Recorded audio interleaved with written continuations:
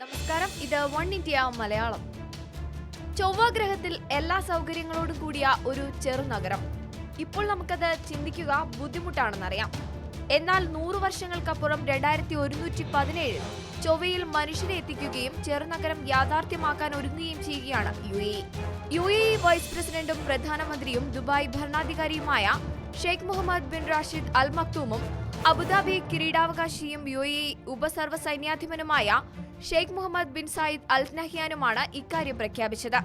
രാജ്യാന്തര സ്ഥാപനങ്ങളുടെയും ഏജൻസികളുടെയും സഹകരണത്തോടെ ഇതിനുള്ള പഠന ഗവേഷണങ്ങളും കർമ്മ പരിപാടികളും ഊർജിതമാക്കും.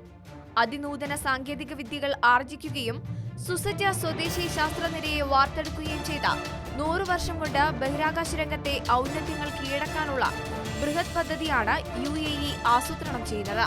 2021 അൽ അമൽ എന്ന ചൊവ്വ ദൗത്യത്തിന് രാജ്യം ഒരുങ്ങുമ്പോഴാണ് സുപ്രധാന പ്രഖ്യാപനമുണ്ടായിരിക്കുന്നത്. ചൊവ്വയിൽ നിർമ്മിക്കാൻ ഉദ്ദേശിക്കുന്ന നഗരത്തിന്റെ മാതൃകയും പുറത്തുവിട്ടിട്ടുണ്ട്. സ്വയം പര്യാപ്ത നഗരം സൃഷ്ടിക്കാനാണ് യു എ ഇയുടെ ശ്രമം.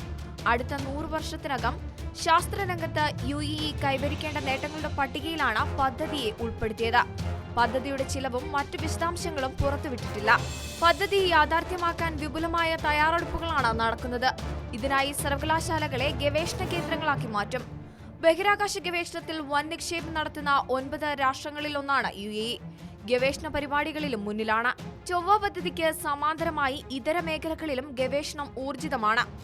ഊർജം, ഭക്ഷ്യസുരക്ഷ, പാർപ്പിടം തുടങ്ങിയ മേഖലകളിലും ശ്രദ്ധ കേന്ദ്രീകരിക്കാൻ യു എ ഇ തീരുമാനിച്ചിട്ടുണ്ട്. ബഹിരാകാശ ദൗത്യങ്ങൾക്ക് ISROയുമായുള്ള തന്ത്രപ്രധാന സഹകരണത്തിന് യു എ ഇ ഒപ്പുവെച്ചു കഴിഞ്ഞു. നിലവിൽ 70-ലേറെ സ്വദേശി ശാസ്ത്രജ്ഞരും എഞ്ചിനീയർമാരും ചൊവ്വ ദൗത്യത്തിനായി പ്രവർത്തിക്കുന്നു.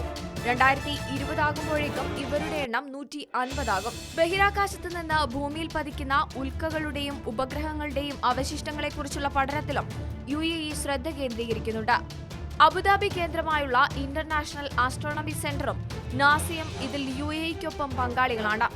മറ്റു രാജ്യാന്തര ഏജൻസികളും ഇതിൽ താൽപര്യം പ്രകടിപ്പിച്ചിട്ടുണ്ട്.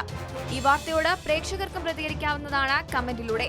വാർത്ത ഇഷ്ടമായെങ്കിൽ share it, like it and subscribe to One India Malayalam.